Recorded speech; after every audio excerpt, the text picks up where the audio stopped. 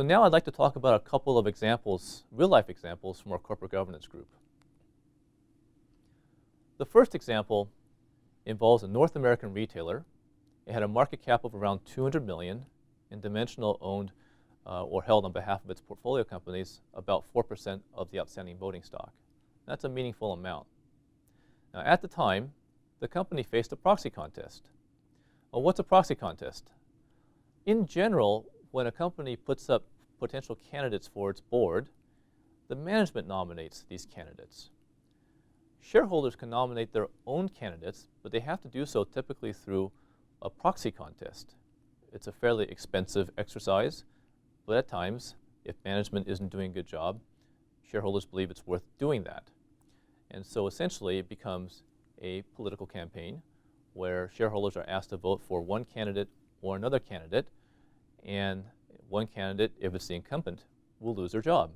So you can imagine that the incumbents are highly incentivized to win the vote of shareholders.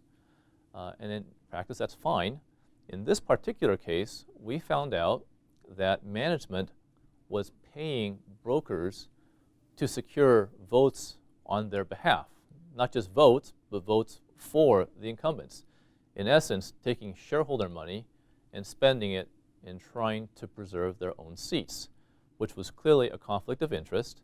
And so we believe that. We did speak with the company and voiced our opinion.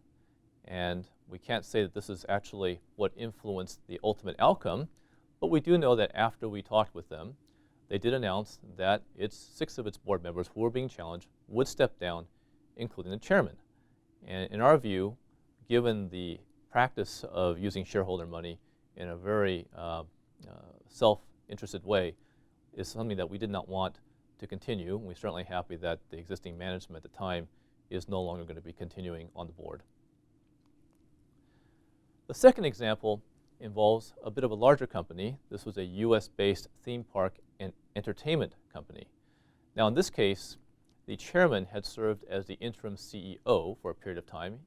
Part of his compensation was based on performance, about 60,000 restricted shares that would vest upon the attainment of certain goals.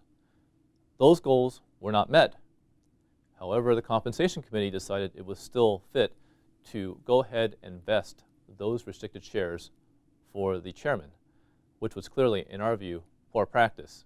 These performance-based shares are performance-based for a reason. So we voted against that vote and also against all the members of the compensation committee. As a result, the board chair did not receive majority support and will step down at the end of this year. So in conclusion, our philosophy is that stronger governance practices will be reflected in higher returns. That shareholders do need to be heard, and so we do seek to increase shareholder value by enhancing governance at our portfolio companies, but we do so also taking into account the potential costs and benefits in terms of what we do from voting. Thank you again for the opportunity to share our corporate governance practices with you.